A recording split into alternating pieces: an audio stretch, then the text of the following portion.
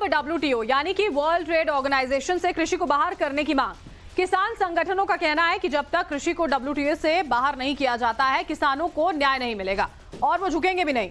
किसान नेताओं के तेवरों से भी कम से कम यही लग रहा है। किसान शंभू और खनौरी बॉर्डर पर पिछले 13 दिनों से डटे हुए हैं। दावा तो यह भी किया जा रहा है कि अब आंदोलन में मिर्च पाउडर को हथियार के रूप में इस्तेमाल करने की प्लानिंग हो रही है। सरकार लगातार बातचीत का ऑफर दे रही है, लेकिन किसान जो है वो मानने के लिए तैयार नहीं। कहा यह जा रहा है कि सरकार कुछ फसलों पर MSP कानून बना सकती है, लेकिन किसान 23 फसलों पर MSP की गारंटी से नीचे नहीं मानने वाले। ऐसे में आगे क्या होने वाला है? क्या आंदोलन चलेगा और इसका असर लोकसभा चुनाव पर भी पड़ेगा? देखिए इस रिपोर्ट में।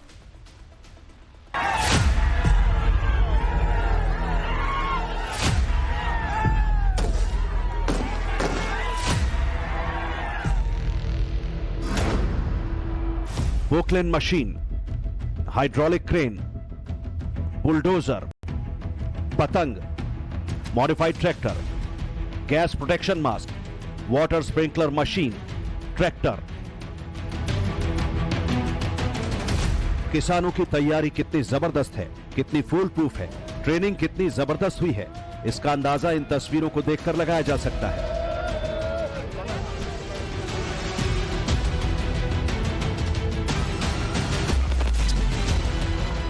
ड्रोन से आंसू गैस के गोले दागे जा रहे हैं, तो किसान पतंगों के जरिए ड्रोन गिरा रहे हैं।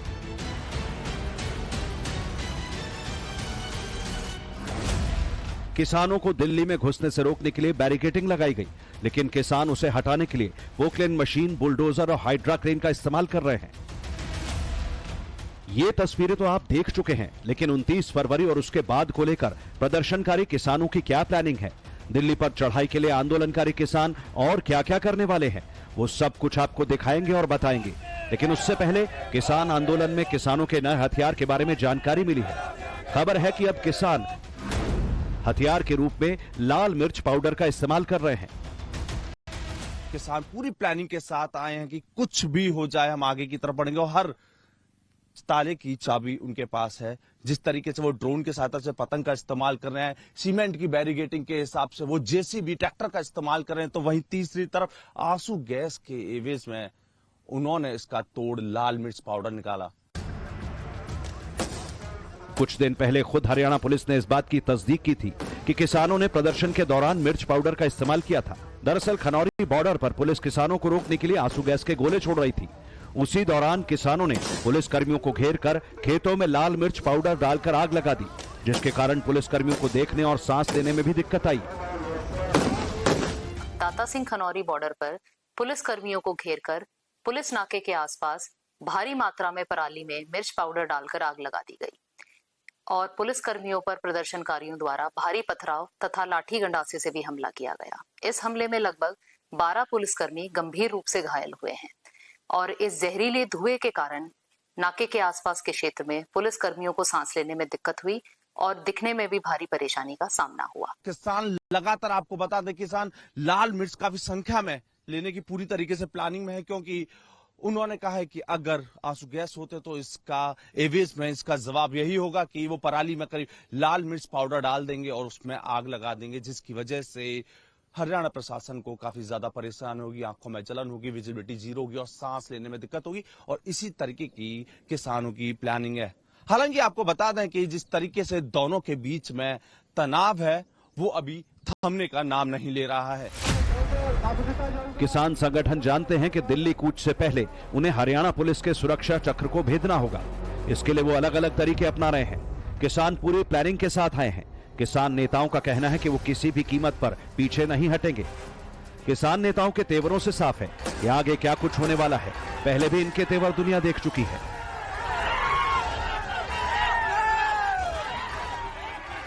ਭਾਰਤ ਦੇ ਪੰਜਾਬ ਦੇ ਦੇਸ਼ ਦੇ ਕਿਸਾਨ ਮਜ਼ਦੂਰੇ ਭਰਮ ਨਾ ਪਾਲਣ। ਇਹ ਅੰਦੋਲਨ ਉਨੀ ਦੇਰ ਤੱਕ ਜਾਰੀ ਰਹੂਗਾ ਜਿੰਨੀ ਦੇਰ ਤੱਕ ਇਹ ਮੰਗਾਂ ਦੀ ਪੂਰਤੀ नहीं ਹੁੰਦੀ हैगी।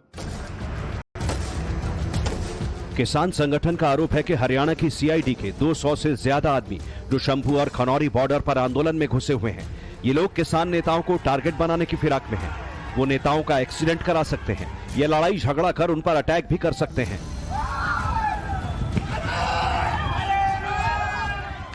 अभी 200-300 आदमी हमारे धरने में शंभू पर वो उनके पुलिसकर्मी घूमते हैं, सीआईडी वाले घूमते हैं, वो शरारतें करवाते हैं। क्या पंजाब सरकार इतराज करेगी उसके ऊपर? इसी तरह घनौरी के ऊपर है, और लीडरों के पीछे तो इतने ज़्यादा जो है सीआईडी वाले घूमते हैं। तो हम बोलते हैं भी क्या भारत सरकार किसान नेताओं की हत्या करना चाहती है? किसान नेताओं का आरोप अपनी जगह है, लेकिन अटैक कौन किस पर कर रहा है, हिंसक झड़पों की शुरुआत कौन कर रहा है, इन तस्वीरों से समझिए। वीडियो कुछ दिन पुराना है, लेकिन देखिए हरियाणा पुलिस के कुछ जवान किसानों की तरफ भागते नजर आ रहे हैं और पुलिस को अपनी तरफ आता देख कुछ प्रदर्शनकारी किसान वापस पीछे की ओर भागने लगते हैं। इसमें कुछ किसान पुलिस की तरफ पत्थर फेंकते भी दिख रहे हैं।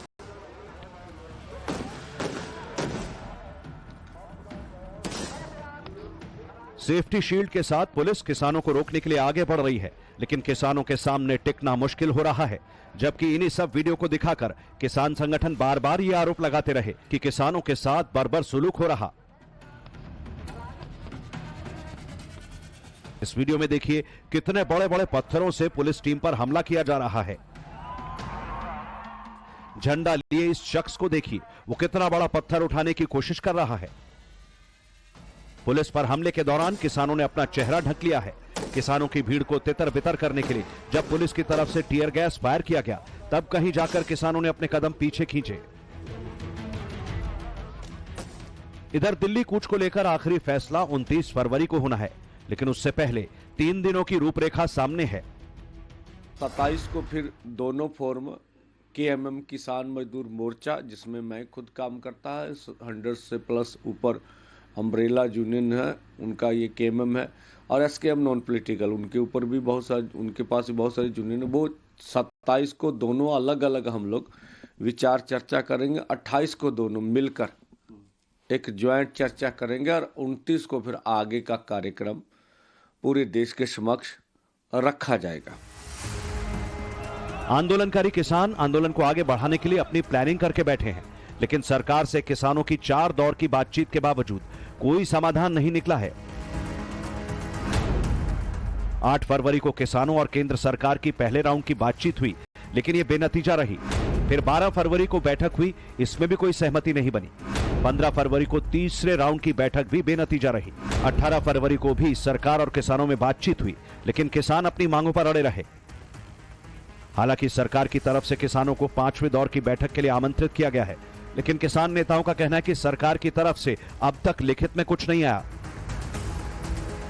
सभी विषयों पर, सभी मुद्दे पर चर्चा करने के लिए तैयार है, क्योंकि चर्चा के माध्यम से ही हम किसी समाधान तक पहुंच सकते हैं।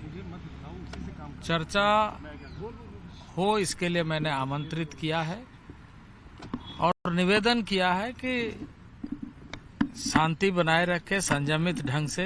देखिए, अभी तक कोई भी हमें लिखित में कोई प्रस्ताव भारत सरकार की ओर से नहीं है। बीते 10 साल में मोदी सरकार ने किसानों की आमदनी बढ़ाने की कई कोशिशें की। किसान सम्मान निधि, खाद पर सब्सिडी, मिट्टी से लेकर फसलों तक का बीमा और हाल ही में गन्ना किसानों को तोहफा देते हुए खरीद मूल्य में इजाफा किया। अब मोदी सरकार किसानों के मुद्दे को सुलझाने के लिए हर संभव कोशिश कर रही है। लगातार ये दलील दी जा रही है कि जो फसलों की डाइवर्सिटी है, अलग अलग राज्यों में अलग अलग फसलें किसान उगाते हैं और उसके चलते अलग अलग फसल में भी जो बीज होता है वो अलग अलग होता है। तो कहीं ना कहीं जो MSP है वो एक सी नहीं की जा सकती है, क्योंकि सब किसान अलग हैं और सब किसान अलग अलग प्रकार की फसल उगाते हैं। हालांकि किसान संगठनों और सरकार के बीच में बातचीत रही है, उसमें एक उम्मीद ये जागृत हुई है कि सरकार जो है कुछ फसलों को लेकर जो है एक MSP का कानून बना सकती है। लेकिन फिलहाल सरकार की तरफ से एक कमेटी का गठन किया गया है, जिसमें तमाम एक्सपर्ट होंगे और किसानों की तरफ से भी जो संगठन के लोग हैं, उम्मीदवार हैं, वो उसमें होंगे और वो अपनी बातों को सरकार की उस कमेटी में सरकार के सामने रखेंगे। लोकसभा चुनाव सिर पर हैं, ऐसे में कुछ ही दिनों में आचार संहिता का ऐलान भी हो जाएगा। तो क्या किसान आंदोलन खत्म हो जाएगा? इस सवाल पर किसान नेता सरवन सिंह पंढेर ने साफ कर दिया कि वो झुकेंगे नहीं। जब तक मांगे पूरी नहीं होती, आंदोलन जारी रहेगा, चाहे चुनाव हो या आचार संहिता। ਭਾਰਤ ਦੇ ਦੇ ਪੰਜਾਬ ਦੇ ਦੇਸ਼ ਦੇ ਕਿਸਾਨ ਮਜ਼ਦੂਰ ਭਰਮ ਨਾ ਪਾਲਣ। ਇਹ ਅੰਦੋਲਨ ਉਨੀ ਦੇਰ ਤੱਕ ਜਾਰੀ ਰਹੂਗਾ ਜਿੰਨੀ ਦੇਰ ਤੱਕ ਇਹ ਮੰਗਾਂ ਦੀ ਪੂਰਤੀ ਨਹੀਂ ਹੁੰਦੀ ਹੈਗੀ। ਭਾਵੇਂ ਕੁਝ ਦਾਅਵੇ ਹੁੰਦੇ ਆ ਵੀ ਤੁਹਾਨੂੰ ਅਗਲੇ ਚੋਣ ਜਾਬਤੇ ਵਿੱਚ ਘਸੀਟ ਕੇ ਲੈ ਜਾਣਗੇ, ਅਸੀਂ ਕਹਿੰਦੇ ਲੈ ਜਾਣ, ਸਾਡਾ ਜਾਊਗਾ ਕੀ। ਭਾਵੇਂ ਕਿ ਅੰਦੋਲਨ ਲੰਮਾ ਲੜਨਾ ਸਾਡਾ ਅਣਖ ਦਾ ਸਵਾਲ ਨਹੀਂ ਹੈ। ਕੱਲ ਮੰਗਾਂ ਮੰਨ ਲੈਣ, ਅਸੀਂ ਕੱਲ ਮੋਰਚੇ ਬਾਰੇ ਫੈਸਲਾ ਕਰ ਸਕਦੇ ਹਾਂ। ਭਲਾ ਅਸੀਂ ਕਿਹੜੀਆਂ MP ਦੀਆਂ ਟਿਕਟਾਂ ਮੰਨਣੀਆਂ ਵੀ ਸਾਨੂੰ ਚੋਣ ਜਾਬਤੇ ਦਾ ਖਤਰਾ, ਅਸੀਂ ਕਿਹੜੇ ਪੂਲਿੰਗ ਬੂਥਾਂ ਤੇ ਜਾ ਕੇ ਕੋਈ ਕੰਪੇਨ करनी है। शंभू बॉर्डर, खनौरी बॉर्डर और डब्बाली बॉर्डर पंजाब हरियाणा सीमा पर किसान आंदोलन के 3 हॉटस्पॉट हैं, जहां पुलिस और किसान आमने सामने हैं। हजारों किसानों का MSP और दूसरी मांगों को लेकर प्रदर्शन जारी है। दिल्ली कूच की तैयारी है। ऐसे में हरियाणा के कृषि मंत्री JP दलाल ने आम आदमी पार्टी के संयोजक अरविंद केजरीवाल और पंजाब की भगवंत मान सरकार को आड़े हाथों लिया। पिछला किसान आंदोलन था, केजरीवाल जी ने ये कहा था कि हमारी पंजाब में सरकार बना दो, मैं वहां तो MSP में ही दे दूंगा। पंजाब वाले हमारे बराबर कर दें तो पहला मुद्दा तो ये है कि वो अपने किसान का ध्यान रखें। जो उन्होंने वायदा किया था कि हमें खरीदेंगे वो करवा ले। हमारे यहाँ रणभूमि बनाने के बजाय जो वहां का मुद्दा है वहां सुलझाएं।